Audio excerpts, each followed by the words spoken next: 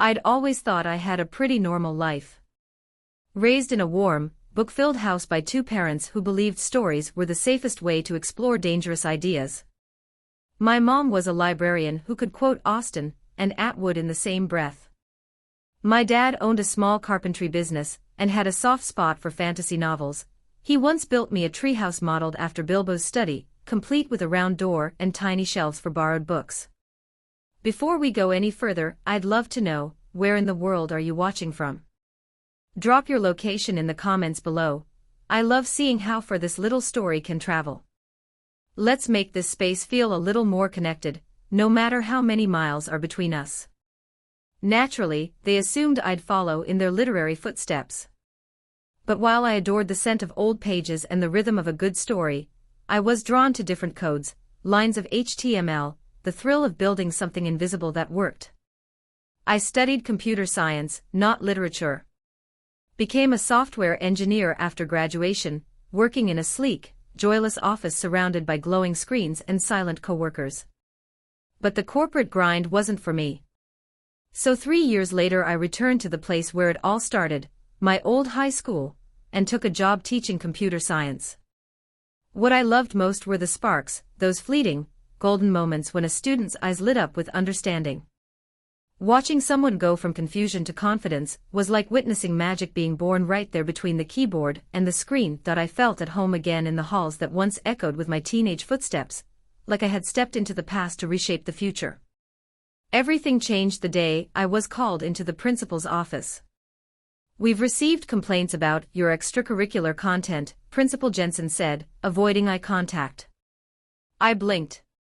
"Excuse me." He turned his monitor around. There it was, an OnlyFans profile. My face. My body. Or so it seemed. "I don't know what this is," I said, panic and confusion curling in my stomach. His jaw tensed. "We have to protect the reputation of this school. I'm afraid we have no choice but to let you go." I left that office in a fog, reeling. That face, my face, was undeniably mine. But I had never posed for those photos. Never made such an account. That night, I dug into the site. Reverse image searched. Followed a few usernames through online forums. And then I saw it, a comment under one of the photos that changed everything. "Looks just like the dancer from Crimson Lounge. Her name's Amy." Amy. I didn't know an Amy. But the name sparked something. The next night I confronted my parents. The conversation was hesitant, halting. They looked at each other for a long time before my mom finally left the room and came back with a thin, creased envelope. Inside were my adoption papers, something I had never seen, never even suspected existed. "I'm sorry we didn't tell you," my dad said, his voice gravelly. "We just wanted you to feel like ours." And I had. Every day of my life. My mom's hands trembling as she held the papers. "We never really read them," she said softly. "Just skimmed, signed, and tucked them away. This is the first time they've been out since the day we brought you home." But the truth changed everything. I was adopted at 3 months old. And scrawled in neat ink under the intake notes was a detail that punched the breath from my lungs. Sibling, female twin. Taken by separate family. I sat there staring at her name, Daphne, printed in official gray typeface. Suddenly, I was no longer one person. I was half of something I never knew existed. And she had lived a shadow life just parallel to mine. She wasn't going by Daphne anymore. She was Amy now. Was it a legal name change or just stage name? I didn't know, but I wanted to know. The next day, I reached out to the agency listed on the adoption papers. I needed answers, needed to know who she was, where she'd been. That's how I learned about her childhood. My sister had been taken first. Her adoptive parents died in a car accident when she was barely a toddler. With no extended family willing or able to care for her, she was sent back into the foster system at just 2 years old. And she never found a permanent home again. She aged out, alone. Unclaimed. Unseen. That's when I decided I needed to meet her. I wanted to know everything about her. The next day, I asked my best friend, Jules, who's been with me since second grade, to come with me to the club. I had never been in a place like that before. I needed someone steady, someone who wouldn't let me spiral if this went sideways. The club wasn't what I expected. Neon lights, pulsing bass, and a velvet rope that felt more like a border between two lives. The moment we stepped inside, a gruff voice barked from across the floor. "You're late." "And what's with the school teacher get-up?" I froze, then quietly replied, "I am a school teacher." Jules grabbed my arm. Then the stage lights flared, and a woman stepped out under the spotlight. "Amy." "No. Daphne. My sister." The manager looked at me, then back at her. His eyes widened with recognition. "Wait a minute," he muttered, gears turning fast. "You're twins. Oh man, do you know what we could do with that? A twin act? That would blow the place up." I didn't say a word. I couldn't. I turned and walked away, my heart pounding like it was trying to escape. Behind me, I heard Jules, sharp, loyal Jules, snap at him, "No way. That is never happening." She was already mid-routine when she saw me, our eyes locked across the flickering lights and haze of the club. For a split second, her body faltered. Just the briefest hitch in movement. But she was a pro. She reset, kept going, owning every beat like nothing had happened. The music ended and applause rippled through the room. But she didn't head backstage. She didn't bother with the stage door. Instead, she just came down the side stairs like gravity had shifted and pulled her directly to me. She strode straight toward me, heels clicking with purpose, anger flaring in every step. "What the fuck are you doing here?" she snapped, eyes blazing. "You stalking me or something? This is seriously creepy." "Shut up and listen," Jules cut in, sharp and low, stepping between us like a human shield. "Just for a second. Please." Daphne's mouth opened again, ready for war, but then she hesitated, eyes narrowing, flicking from Jules to me. I swallowed hard and took a breath. "Daphne, please." The use of her real name shocked her, and she whispered, "Don't call me that, not here anyways." Then I started, my voice low but steady. "I didn't know I was adopted. Not until a few weeks ago. My parents didn't tell me." She blinked but said nothing. "I never knew I had a sister," I said. "And a few weeks ago, I got called into the principal's office. I teach computer science at Ridgewood High. Or I did. They found your OnlyFans and thought it was me." Her expression shifted, but I kept going. "That night, I confronted my parents," I continued. "They didn't deny it. Just looked ashamed. My mom just silently handed me the adoption papers, like they'd been burning a hole in some drawer for years. And that's how I found you." She let out a dry chuckle. "So what do you want from me? Go talk to your principal. Fix your life for you." "No," I said quietly. "I just needed to see you, and I want to know you, not judge you." Daphne pushed back her chair, glanced toward the door, then back at me. "Well," she said, voice level but firm, "we can't talk here." "Not really. Meet me after my shift. 1:30. There's a coffee shop on 7th that's open all night." I blinked. 1:30 in the morning. She gave me a smirk. "Welcome to my world, sister." Jules shot me a look that said, "Are you seriously doing this?" But I nodded. "Okay," I said. "I'll be there." Daphne didn't say goodbye. She just turned and walked away, disappearing back through the backstage door like it was a portal to another life. We agreed to meet at the diner after her shift. Me and Jules left the club, both of us quiet as we stepped into the night air. We ended up grabbing a light supper, something to settle my nerves more than fill us up. But Jules checked the time and sighed. "I can't stay till 1 a.m., she said. "Early shift tomorrow." It's okay, I said, trying to sound braver than I felt. You've already done more than enough. She gave me a long look. Call me the second anything feels off. I will. And then I was on my own. Waiting for a sister I'd just found, to decide if she wanted to be found at all. We left the restaurant, and Jules hugged me tight before heading home. I wasn't ready to go back to an empty apartment to sit in the silence with my thoughts racing.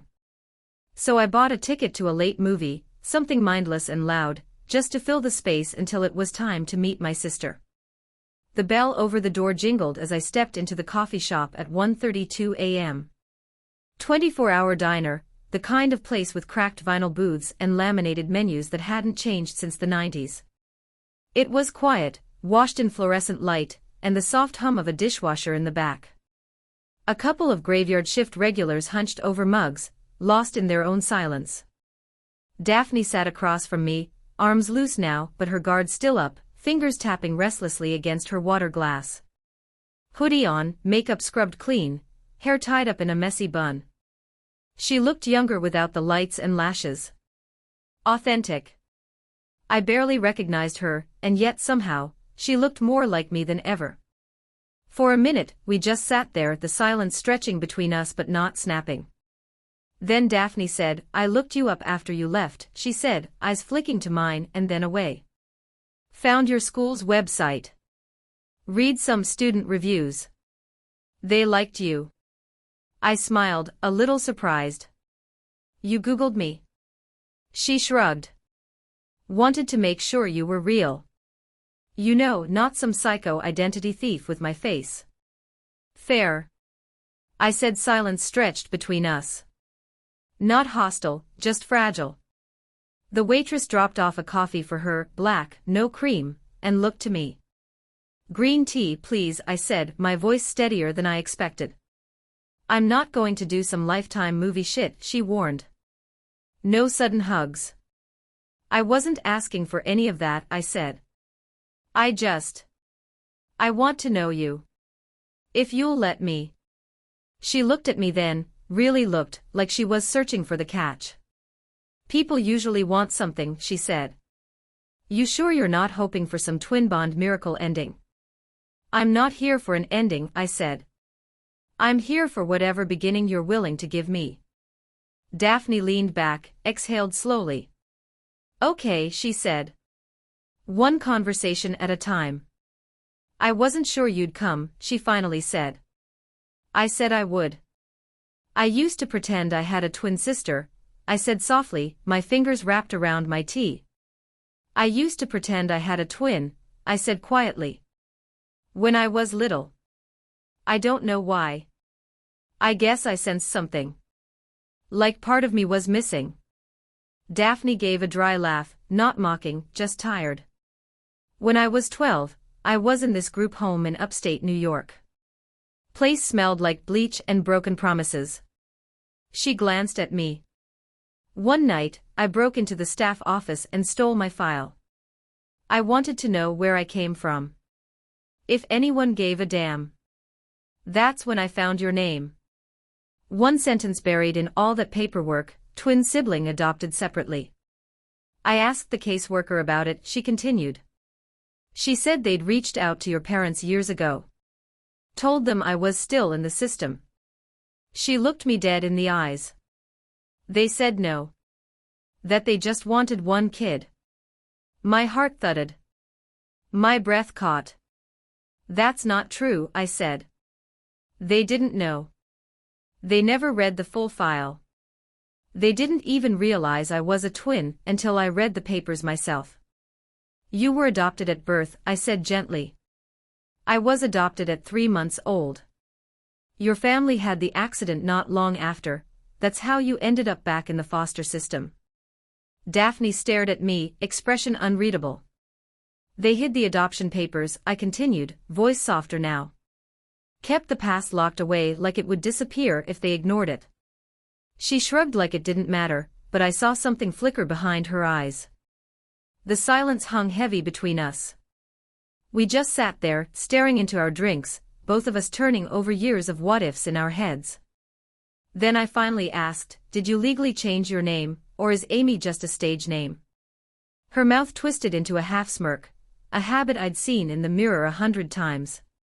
I used to think it was just a nervous tic, something unique to me. But watching her now, I realized it wasn't just mine.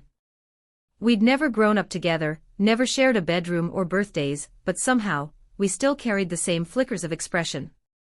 Like echoes of each other. Then she replied, stage name. Daphne shifted in her seat. I guess I should explain the OnlyFans thing. You see, my baby daddy's mom watches Violet at night, and I can work from home during the day while she's in school. She's 7 now. I blinked. Wait, you're a mom? I'm an auntie. Oh my God, sorry, I didn't mean to assume. It's okay, she said with a small smile. I guess you are, if you want to be. Then she slid out of her side of the booth and came to sit beside me, pulling out her phone. That's Violet, Daphne said, softening in a way I hadn't seen before. She tapped the screen, and suddenly I was looking at photo after photo, Violet in a sparkly princess dress, Violet covered in sidewalk chalk, Violet mid-roar in a dinosaur hoodie. Her grin was mischievous, fearless, hers. She's beautiful, I whispered. Yeah, Daphne said softly. She really is. Then she glanced at her phone, and let out a small gasp. Shit, I've gotta go. I didn't realize it was so late. We'd been sitting there for over an hour, lost in stories and silences that somehow felt just as full. She stood halfway, then paused, looking at me. I'm glad we met, she said, her voice softer than I'd heard it all night. And then, there it was again, that familiar half-smirk. Maybe next time we do this in the sunlight, she added with a chuckle. You could even meet Violet. Yes, I said, a bit too fast. But I meant it. I wanted more time with my sister. I pulled out my phone and handed it to her. Here, let me give you my number. She typed hers in too and passed it back. I don't have a job right now, so call me whenever works for you, I said, trying to sound casual. We can set something up. Hopefully sooner rather than later. She gave me a small smile. Sure thing. But I really do need to run. And just like that, she was gone, slipping out the door and into the night. The next morning, I sat cross-legged on my living room floor, laptop open, adoption papers and screenshots spread out around me like pieces of a puzzle I never asked for. I started searching online for lawyers and found one that felt right. Marissa Delgado, employment attorney. Her website said, fired unfairly. Let's fix that.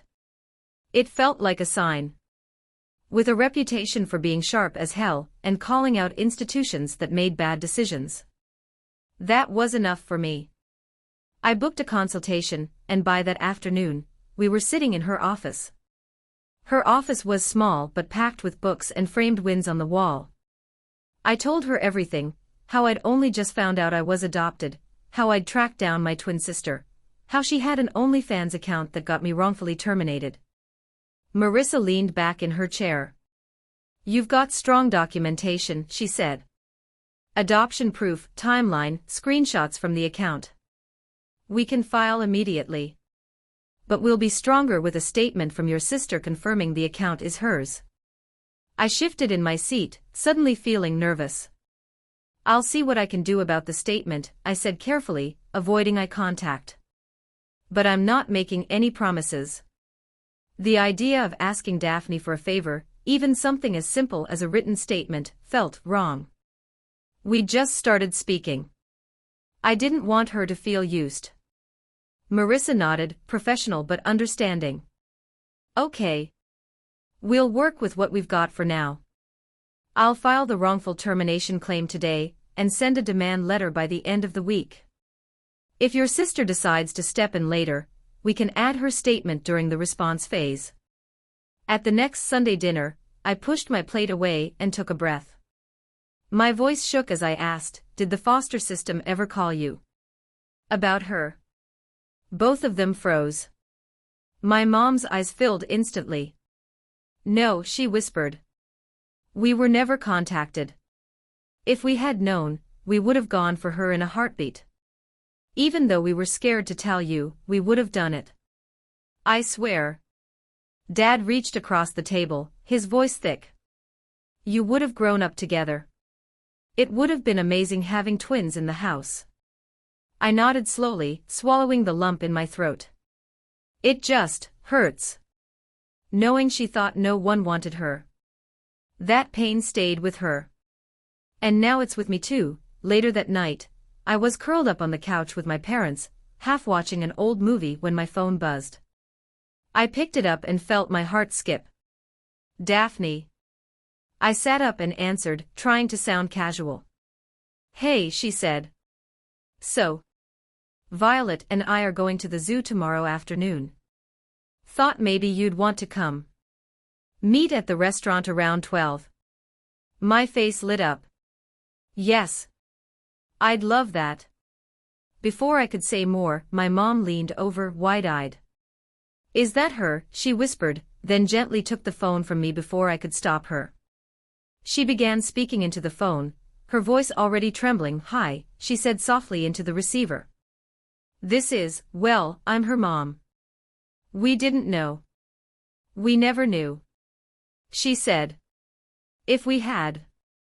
God, we would have found you. You should have grown up here. We should have, you're our daughter too, we would have come for you. You should have grown up with us. I wish we could meet you, maybe just once. I hadn't told them Daphne was a mom, and Daphne, bless her, stayed kind but firm. Cautious, kept her voice even, and her answers vague. Thanks, maybe someday. We'll see. There was a pause, then my mom, her hands shaking, handed me the phone, tears streaming silently down her cheeks. That should have been my daughter, she whispered. My dad pulled her close, trying to comfort her, wrapped his arm around her, pulling her close. I walked into the kitchen with the phone. I'm so sorry about that, I said, embarrassed. Daphne let out a soft laugh. It's okay. She seems nice. Maybe a little much, a little intense. Maybe later. We said goodbye, and I returned to the living room. Dad looked up. Sorry, kiddo. You know your mother. I finally got her to bed. I smiled. Yeah. I should go too. We hugged at the door. I drove home under a quiet sky, heart pounding. Tomorrow, I was meeting my niece. And I was already picturing her, this little blonde girl with bright blue eyes and a fearless smile. I wondered what she'd call me. Auntie or Brittany. The next day, I arrived at the zoo early, heart fluttering like I was going on a first date. I waited outside the restaurant, scanning every face until I saw them. Daphne was the first surprise. She wore a soft blue sundress, her hair pulled back in a loose braid, sunglasses perched on her head. She looked nothing like the bold, sultry persona I'd seen on stage as Amy. Today she looked like what she was, a mom. Calm. Present. A little tired but glowing in the way people do when they're loved by someone small and loud and full of questions. Beside her was Violet, blonde ponytail bouncing, tiny hands gripping a stuffed animal already. She was squinting up at the flamingo sculpture near the entrance. Violet, Daphne said, crouching beside her. This is Brittany. She's my sister. Violet's eyes got even bigger. She stared at me, then back at Daphne, then grinned. You look the same, she said, delighted. I laughed. Yeah, I guess we kind of do. You're my auntie, she declared proudly, like it was already decided. I looked at Daphne, who just shrugged, smiling. She's got a mind of her own. I laughed. I guess I am. We spent the day wandering through exhibits. We fed goats, shared sticky zoo snacks, ate overpriced ice cream, and let Violet lead us from flamingos to monkeys to the gift shop. She insisted I hold her hand half the time, and narrated everything like I was new to the world too. As dinner time rolled around, Violet looked up at Daphne with wide, hopeful eyes. Can Auntie come to supper with us? Daphne glanced at me, and I nodded before she even had to answer. Yeah, sure, Daphne said softly. Let's go somewhere easy. We ended up at a small, family-run restaurant, a cozy little place with checkered tablecloths, and the kind of food that came with extra bread and no pretense, just homey in the best way. The moment we walked through the door, a man behind the counter looked up. Before anyone could speak, Violet lit up and dashed forward, waving her arms. Uncle Bob. You have to meet my new auntie. She's the best. The man behind the counter, broad-shouldered, graying, mid-laugh, looked up, then froze. His eyes flicked from Violet to Daphne, and then landed on me. The resemblance hit him like a wave. Bob blinked at me, then at Daphne. His eyes widened as he registered the unmistakable resemblance. The woman behind the counter, Sandy, judging by her name tag, looked just as stunned but equally warm. Introductions were quick, layered in disbelief and smiles, and then we were guided to a table near the window. We're twins, Daphne said simply, catching up to Violet. I'll call you tonight and fill you in. As we settled in, the smells of garlic and baked cheese filled the air. That's Sandy, Daphne whispered to me as we were seated. She's Violet's aunt, her dad's sister. Bob's her husband. As our drinks arrived, Daphne leaned toward me and added quietly, her brother Nick, Violet's dad, is in the military. He was deployed when she was 2 months old. They've helped me raise her ever since. She glanced back behind the counter, where Sandy and Bob were quietly smiling, glancing back at us with affection. Chatting like any other evening. And then at Violet, who was happily showing me her crayon masterpiece. My chest tightened with something tender and deep. Daphne hadn't done this alone. She'd built a village. And somehow, today, I'd been invited in.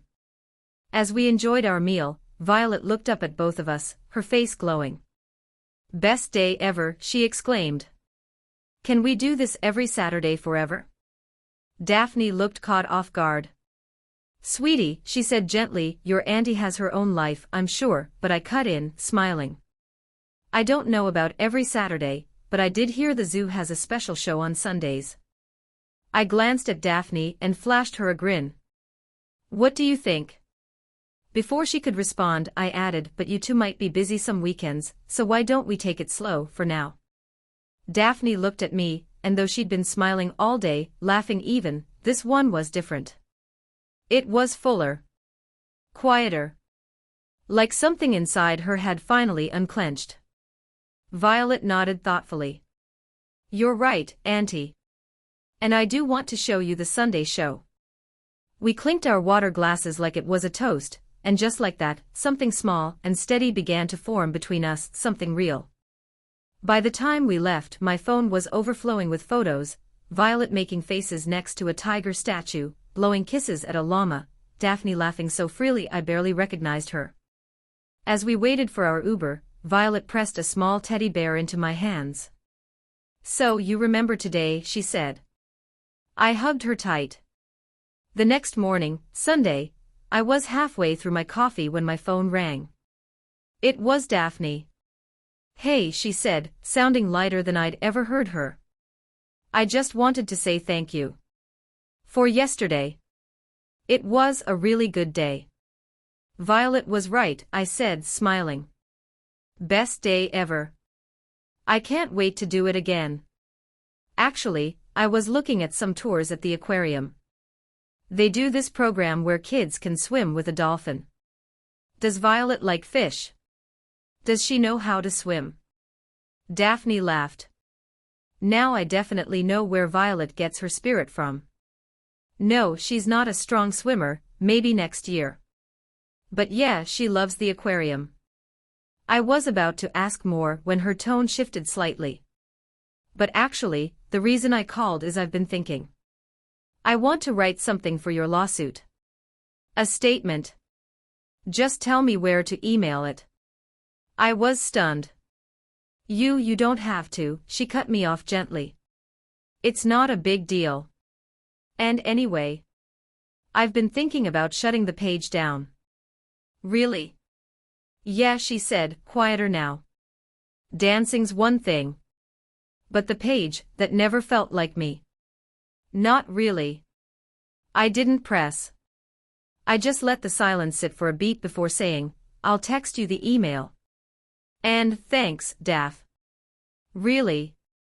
"Anytime, sis," she said. And this time, I think she meant it. Over the next month, our weekends filled with color. One Saturday it was the park, the next a water park. Then the fair came to town and Violet insisted we try everything that spun, flashed, or screamed. Daphne laughed more now, real, unguarded laughter, and I caught myself memorizing the sound. We were becoming something close to a family, without ever needing to say it out loud. Daphne did shut down her OnlyFans. She didn't make a big deal out of it, but the loss of income was obvious. Things tightened around the edges. But she never once brought it up with regret. Meanwhile, with her signed statement and my adoption records, the case moved fast. My lawyer filed everything. The evidence was airtight. We won. The school board offered reinstatement. And a $1 million settlement for wrongful termination and emotional distress. I declined the job. It wasn't out of bitterness, it just didn't fit anymore. I'd stepped into a new life, and there was no going back. Instead, I opened a blank document. I decided I'd write a novel. Fiction, of course. But inspired by the truth of it all. The story of two sisters.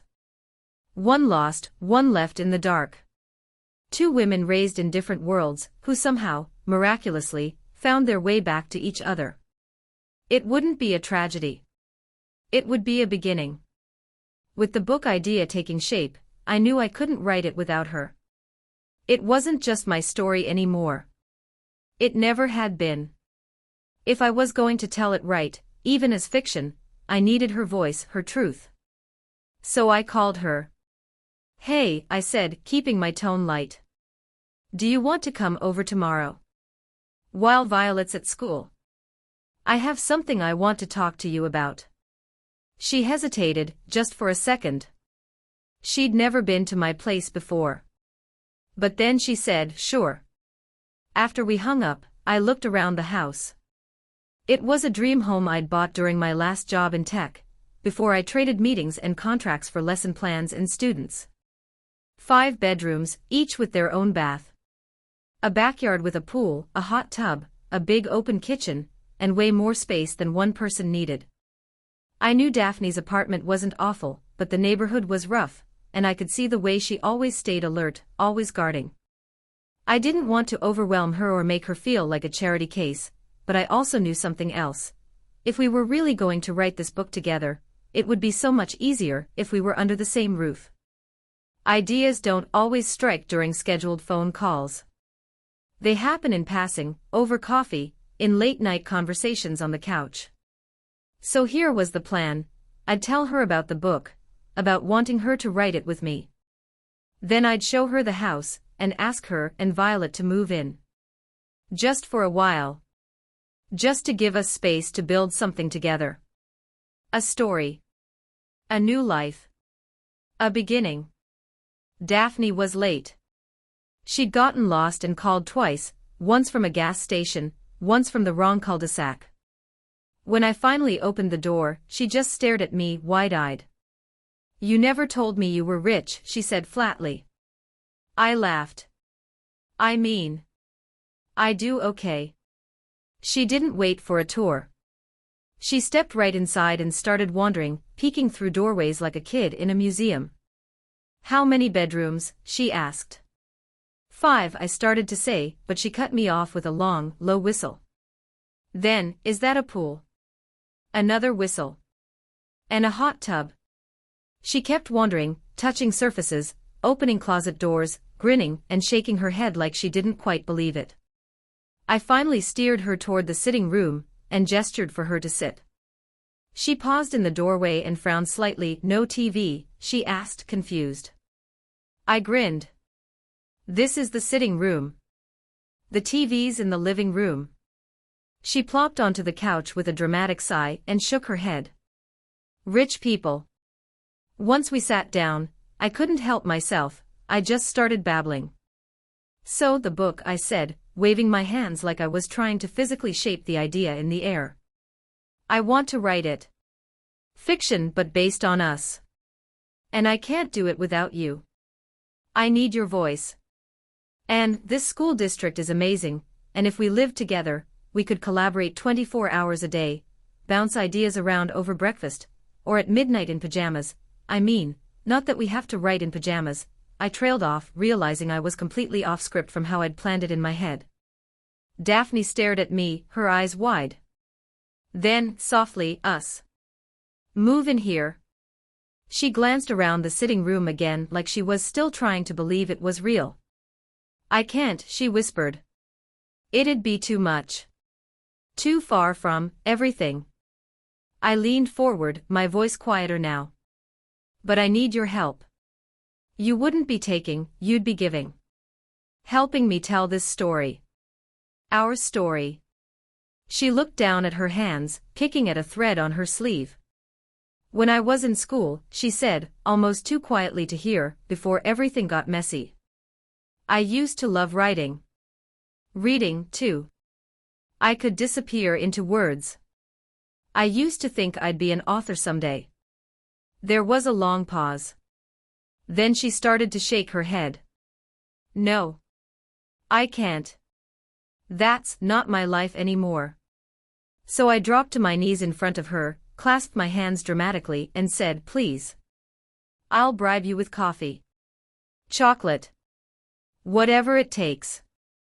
I'll even do your laundry. She rolled her eyes, trying not to smile. Violet can swim in the pool, I added. And I have one of those fancy coffee machines. She laughed then, quietly, shaking her head. You're ridiculous. But persuasive, I said, hopeful. She sighed. Okay. We'll try it. No promises. I grinned like I'd just won the lottery. Trying's all I asked. Daphne leaned back into the couch, her lips curling into a smirk. So, tell me about this fancy coffee machine. I'll take my first bribe now, please. I laughed, standing. It grinds fresh beans, has 10 brewing settings, does cappuccinos, lattes, and honestly, it might be my most stable relationship. She snorted. Sounds serious. I returned a minute later with 2 steaming mugs, and as we sipped, something shifted. The nervous energy faded.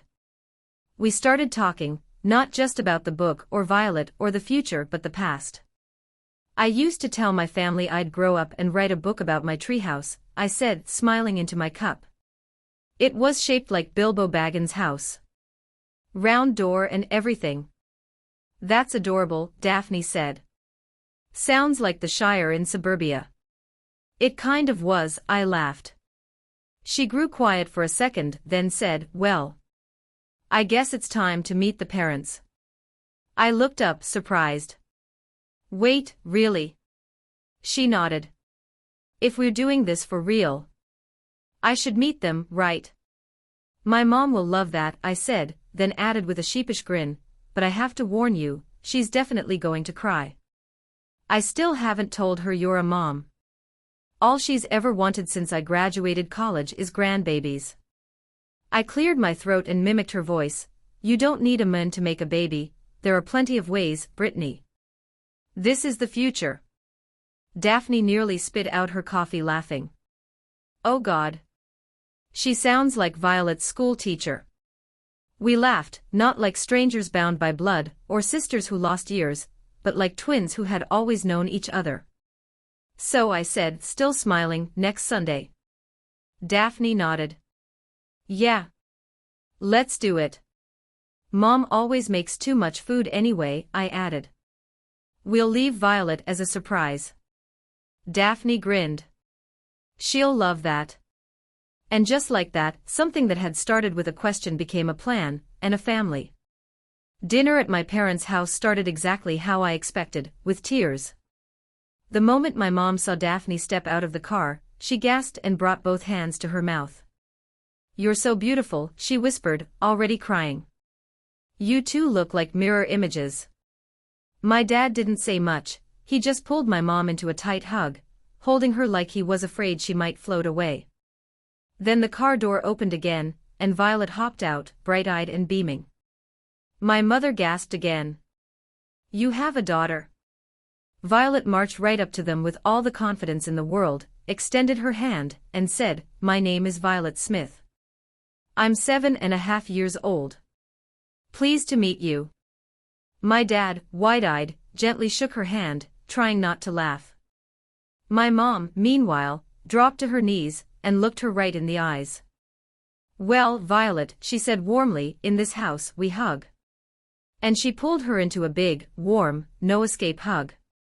As we started walking inside, Violet looked up at them, her head tilting with curiosity. So, are you Auntie's parents? Yes, my dad said with a smile.